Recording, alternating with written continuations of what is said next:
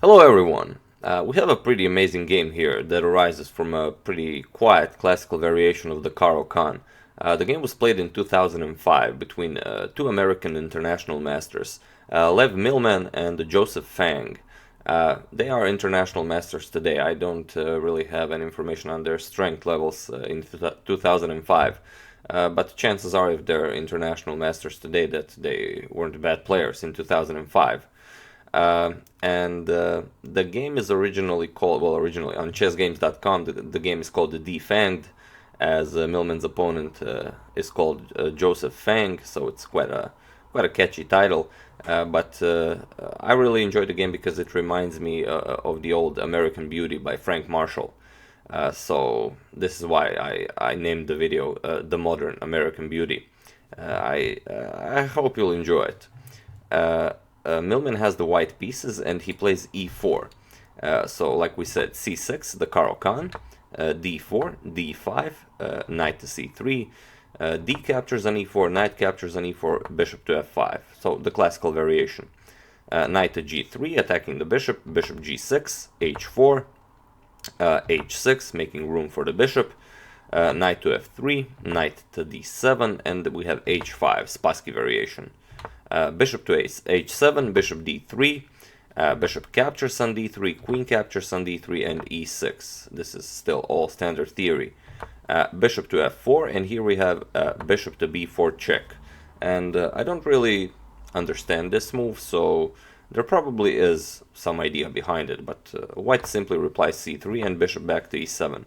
So, although black could have probably played bishop to e7 right from the start, this way it's like white got the free c3 move in there. But maybe black prefers the white pawn to be on c3 or something. I didn't really analyze the position too much here. So if any of you can figure out what's the idea behind bishop to b4 check, do share in the comments. Here we have a queenside castle, knight g to f6, king b1. We have castles, knight to e5 now, and c5, challenging the center. Queen to f3, and this queen to f3 is really an attacking move to bring the queen closer to the king's side. I don't really think that this queen would ever capture the b7 pawn and allow the b file to be open for this rook. Queen to b6, we have knight captures on d7, knight captures on d7, and now d5. The idea of d5 isn't really, well, okay, if you capture, you open up the d file for your rook, but the real idea is that if e captures on d5, you get this beautiful f5 square available for your knight.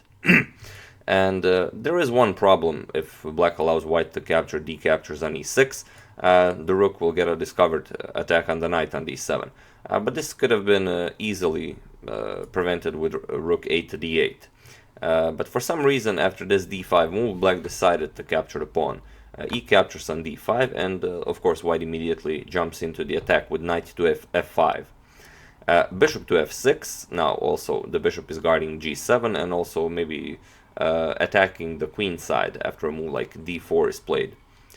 Rook captures on d5, and we have queen to e6 protecting the knight on d7.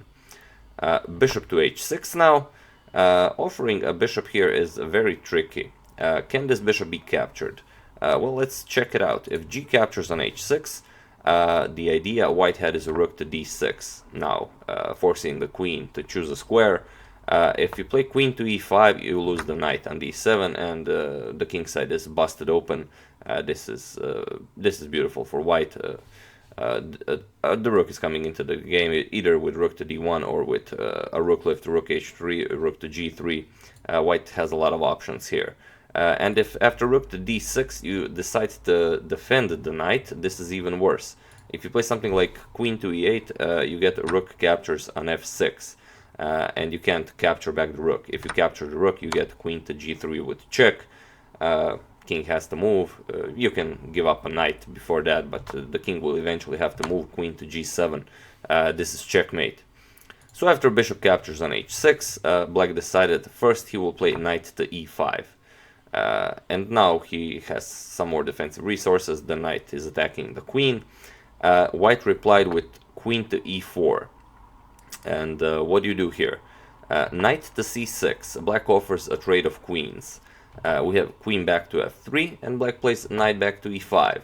So Mr. Joseph Fang is offering a draw. We have queen to e4 and the knight to c6 again. Queen to g4 now. White declines the draw. If white played queen back to f3, this would have been threefold repetition. It would have been a draw. But queen to g4 was played. So luckily for you, all of you great people on YouTube, young Lev Milman wasn't interested in a draw. And he offers a whole rook. So what's the idea here? Can this rook be captured? Well, we'll definitely find out.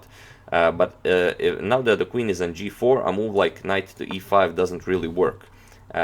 Because of rook captures on e5. And after bishop captures on g7. Threatening checkmate. After this bishop captures bishop with a discovered check from the queen. So after a move like king to h7, pretty much only move that blocks this, bishop captures rook on f8, rook captures, and after rook to e1, rook to g8, attacking the queen, queen to f3, rook to g5 and g4. This position is completely winning for white. Black doesn't really have a single useful move here. So after queen to g4, black decided, okay, I'll accept the rook. Queen captures rook on d5. White plays bishop captures on g7, threatening all sorts of nasty discoveries. We have queen to d3 with check first. King goes to a1, and now knight to e5 with a tempo on the queen. And here we have knight to e7 check.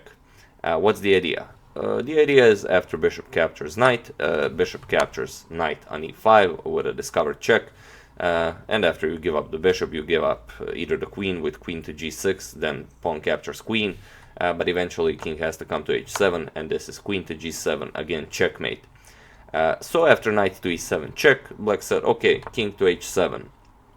And here we have a move why I really enjoy this game and why I consider it the modern American Beauty. Queen to g6 with check. And just like Frank Marshall did it in his own game, the American Beauty, okay, he did it with the black pieces. He played queen to g3. Here we have queen to g6. And black can capture the queen in 3 different ways, same as in the American Beauty. With f captures on g6, knight captures on g6, and queen captures on g6. But whatever black plays, it doesn't really matter. If knight captures on g6, then h captures on g6 with a double check from the pawn and the rook. The knight is protecting the pawn, so king has to capture the bishop, and this is rook to h7 checkmate. And if instead queen captures, it doesn't really matter, it's all the same. H captures on g6 with check, king has to capture the bishop, rook to h7 check. In the game though, after queen to g6 check, f captures on g6 was played. And here we have h captures on g6, king captures on g7, and rook to h7 with a beautiful checkmate. So yeah, I mean, okay, it's almost like the American Beauty, since in the original American Beauty, Frank Marshall played the queen g3 without check. So there is a bit more beauty to it, but nevertheless, I mean, Milman offered his queen to be captured in 3 different ways. Very, very enjoyable. So yeah, that's the game for the other game for today. I do hope you enjoyed it. I would like to thank Mendel Jacobs and James Jeffrey for a contribution to my channel. Thank you a lot, I really appreciate it. As usual, you can check 2 of my previous videos here. Thank you all for watching, and I will see you soon.